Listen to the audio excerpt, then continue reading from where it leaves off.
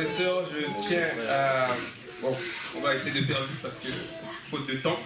Mais je tiens quand même à vous demander pardon à vous tous parce que quand le Seigneur appelle quelqu'un, c'est pas pour lui-même.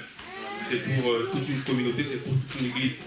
Et moi, j'étais déjà venu ici me présenter et j'étais parti parce qu'il y avait encore un peu trop d'orgueil et quelques zestes d'arrogance en moi.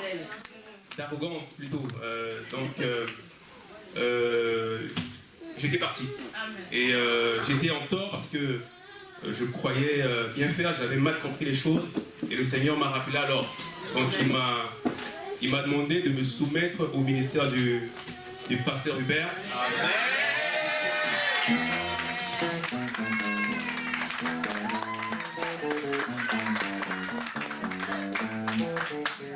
Je tiens à demander pardon à tous mes frères et sœurs. Je vais faire un partage, mais j'ai pas trop de temps, mais bon, on va aller vite. Genèse, au chapitre 16, versets 1 à 10. Je lis au nom de Jésus. Or, Sarai, femme d'Abraham, ne lui avait enfanté aucun enfant.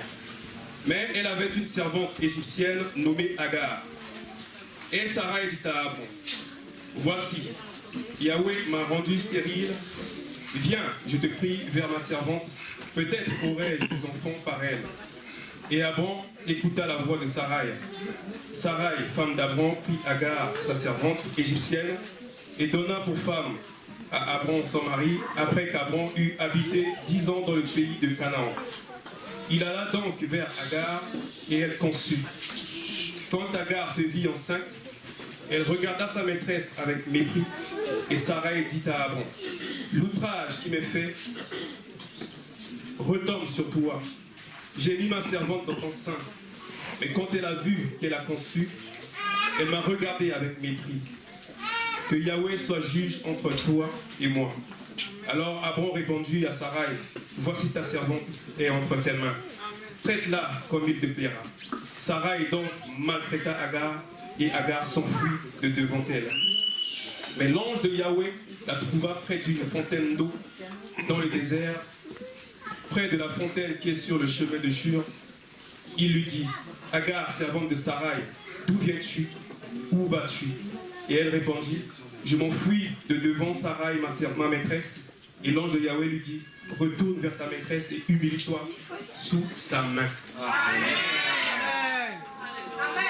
Amen. Amen. Mes frères et sœurs, aujourd'hui je tiens à vous dire que c'est vrai qu'on a des promesses. C'est vrai que Dieu nous a fait des promesses. C'est vrai qu'on a été bénis. Mais il faudrait qu'on se rende compte également que dans ces promesses, il y a aussi ce qu'on appelle la persécution. La soumission dans la souffrance aussi.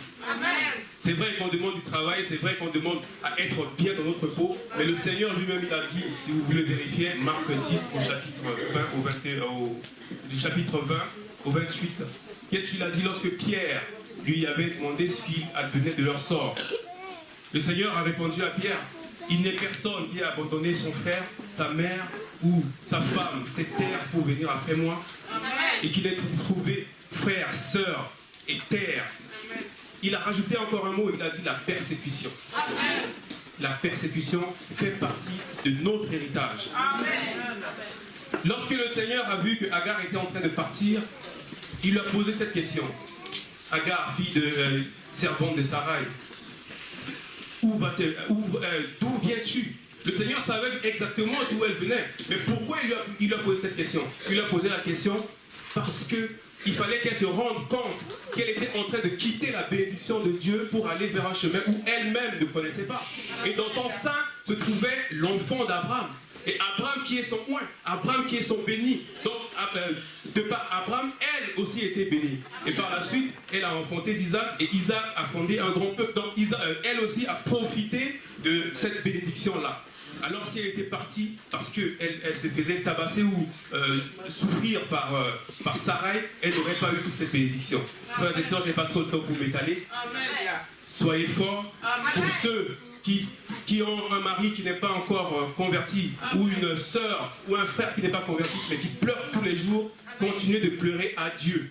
Mais ne fuyez pas, restez là.